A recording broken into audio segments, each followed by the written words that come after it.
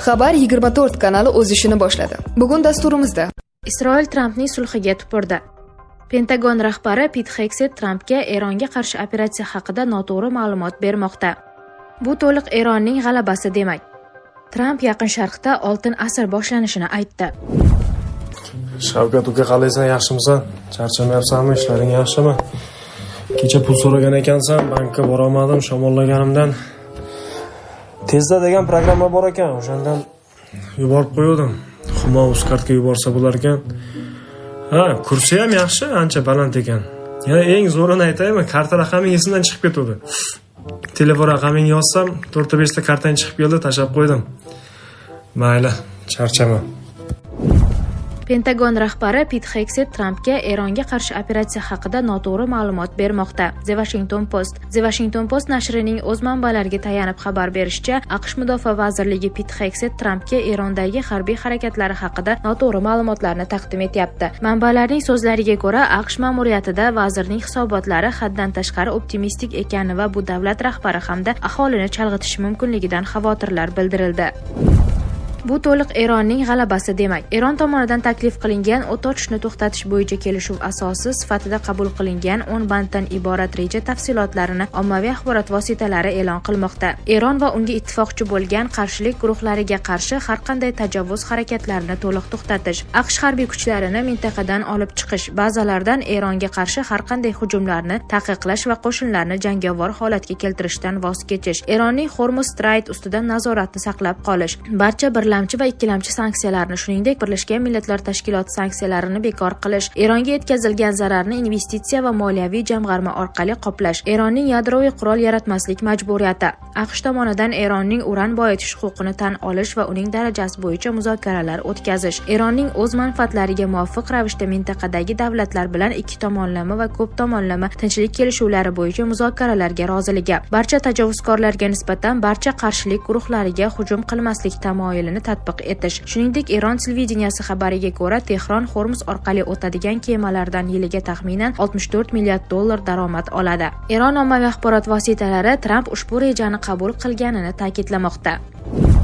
Tramp Yaqin Sharqda oltin asr boshlanishini aytdi. Eron bilan 2 haftalik o't ochishni to'xtatish bo'yicha kelishuv va nizoni hal qilish bo'yicha bo'lajak muzokaralar fonida AQSh prezidenti Donald Tramp Yaqin Sharqda oltin asr boshlanishini aytdi. Bu haqda u o'zining Truth Social ijtimoiy tarmog'idagi sahifasida yozdi. Butun dunyodagi tinchlik uchun buyuk kun. Eron bu sodir bo'lishini xohlaydi. Ular to'yib ketishdi. Boshqalar kabi. Amerika Qo'shma Shtatlari Hormuz bo'g'ozidagi blokada bilan bog'liq muammoni hal qilishga yordam beradi. Ko'plab ijobiy harakatlar bo'ladi. Bu Yaqin Sharq uchun oltin asr bo'lishi mumkin deb yozdi respublikachi. Trampning qo'shimcha qilishicha, Eron qayta tiklanish jarayonini boshlashi mumkin va katta pullar ishlab topiladi. Kecha 7-aprel kuni AQSh prezidenti Donald Tramp Eron bilan 2 haftalik o'zaro o't ochishni to'xtatish bo'yicha sulhga erishilganini e'lon qildi. Amerika yetakchisining aniqlik kiritishicha, ushbu qaror Pokiston bosh vaziri Shahboz Sharifning taklifi hamda Eron Islom Respublikasining Hormuz bo'g'ozini to'liq zudlik bilan va xavfsiz tarzda ochishga tayyorligini inobatga olingan holda qabul qilingan. Eron davlat televideniyasining xabar berishicha, Tehron o't ochishni to'xtatish bo'yicha 10 ta shartni ilgari surgan va AQSh ularga rozi bo'lishga majbur bo'lgan. Ular orasida hujum qilmaslik tamoyili, Tehronning Hormuz bo'g'ozi ustidan nazorati, Eron hududida uranni boyitish, asosiy va ikkilamchi sanksiyalarni bekor qilish, tovon puli to'lash, Amerika kuchlarini mintaqadan olib chiqib ketish kabi shartlar bor. Sharif Eron va AQSh delegatsiyalarini barcha nizolarni hal qilish bo'yicha yakuniy kelishuvga erishish uchun 10-aprel kuni Islomobodga muzokaralar stoliga taklif qildi. CNN telekanali xabariga ko'ra, Amerika delegatsiyasi tarkibidan vitse-prezident J.D. Vance, prezidentning maxsus elchisi Steve Witkoff va Trampning kuyovi Jared Kushner o'rin oladi. Isroil Trampning sulhiga tupurdi. 8-aprel kuni Livanning janubida joylashgan Al-Kalyala aholi punktida yaqinida Isroil droni tez yordam mashinasiga zarba berdi. Hujum oqibatida 4 kishi halok bo'ldi. Bu haqda Lebanon 24 agentligi xabar berdi. Ma'lumotlarga ko'ra, zarba mamlakat sog'liqni saqlash tizimiga qarashli tez yordam avtomobiliga berilgan. Bu zarba ortida shifokorlar va mashina ichida bo'lgan bemorlar halok bo'lgan. Voqea joyida zudlik bilan qutqaruv ishlari olib borilgan. Mashina qaysi shifoxonaga tegishli ekani hali aniqlanmagan. Isroil tomoni bu zarbani Hizbullohga qaratilganligini bildirgan, ammo voqea oqibatida guruhga tegishli hech kim jabrlanmagan. Qayd etish joiz, voqea AQSh prezidenti Donald Tramp tomonidan e'lon qilingan sulh bitimidan bir kun ham o'tmay sodir bo'ldi. Bu harakat AQSh va Eron kelishgan 2 haftalik bitimning amalda buzilishidir, chunki sulh AQSh va Eron o'rtasida tuzilgan bo'lishiga qaramay, uni Isroil ham qabul qilgan. Eron tomonidan taqdim etilgan bitimda Livanga zarba bermaslik sharti ham qo'yilgandi. Buni Pokiston bosh vaziri Shahboz Sharif ham aytgan. Livan Sog'liqni saqlash vazirligining bildirishicha, 3-aprel holatiga ko'ra Isroil hujumlari oqibatida mamlakat bo'ylab qurbonlar soni 1.3 mingdan oshgan, yana 4.1 mingdan ortiq kishi jarohat olgan. Madaniyat vazirligi san'atkorlarni soliqqa tortishda yengillik so'radi.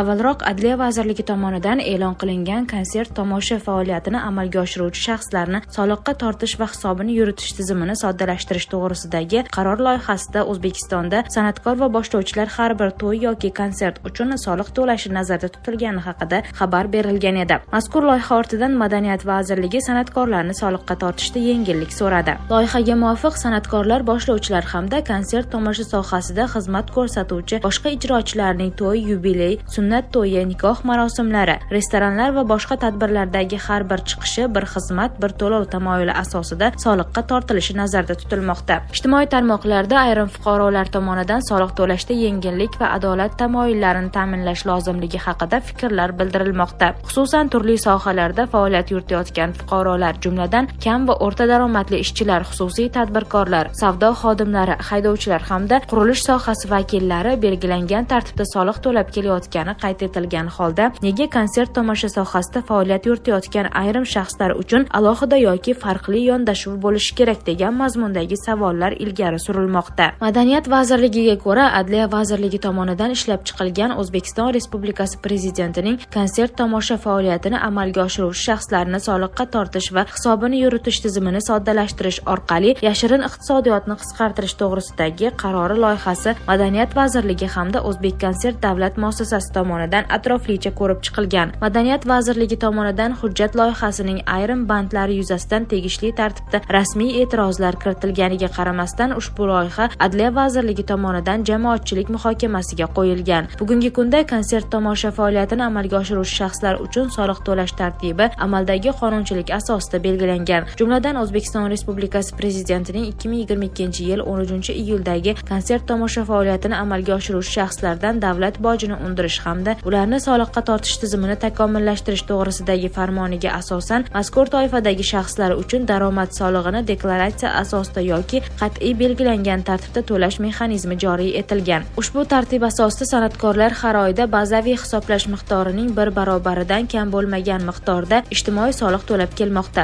Bugungi hisob-kitoblarga ko'ra ushbu miqdor 412 ming so'mni tashkil etadi. Shuningdek, ular alohida yillik daromadidan deklaratsiya asosida 12% miqdorda daromad solig'i ham to'laydi. Demak, amaldagi tartibga ko'ra konsert tomosha sohasida faoliyat yurituvchi shaxslar soliq to'lash tizimidan tashqarida emas. Ular uchun qonuniy soliq mexanizmi amalda mavjud va qo'llanilmoqda. Shu nuqtai nazardan bugungi muhokamalarda ayrim holatlarda uchrayotgan san'atkorlar umuman soliq to'lamaydi degan talqinlar haqiqatga to'liq mos kelmaydi, deyiladi vazirlik munosabatida. O'zbekiston Respublikasi Prezidentining 2020-yil 26-maydagi madaniyat va san'at sohasini jamiyat hayotidagi o'rni va ta'sirini yanada oshirish chora-tadbirlari to'g'risidagi farmoniga asosan vazirlik va boshqa davlat organlari tomonidan tashkil etilgan davlat tadbirlari hamda boshqa tadbirlarga jalb etiladigan ijodkorlar va ijrochilarning xizmat haqlari, gonorarlari qonuniy tartibda to'lab berilishi bo'yicha ham aniq mexanizmlar belgilangan. Bu esa sohada shaffof moliyaviy munosabatlarni rivojlantirishga xizmat qilib kelmoqda. Shu munosabat bilan Madaniyat vazirligi tomonidan qaror loyihasining ayrim bandlariga yengilliklar kiritish, amaliy qo'llash mexanizmlarini qayta ishlab chiqish, soliq miqdorlarini toifalar kesimida adolatli belgilash, sohaning turli ishtirokchilari uchun tabaqalashtirilgan yondashuvni joriy etish hamda qator normalarni yanada aniqlashtirish bo'yicha taklif va e'tirozlar bildirilgan. Vazirlik ushbu masalada jamoatchilik fikri, ijodkorlar va soha vakillari takliflari muhim ahamiyatga ega deb hisoblaydi. Chunki qabul qilinadigan har qanday qaror avvalo qonuniylik, adolat va amaliy samaradorlik tamoyillariga asoslanishi kerak. Madaniyat vazirligi mazkur loyiha yuzasidan muhokamalarda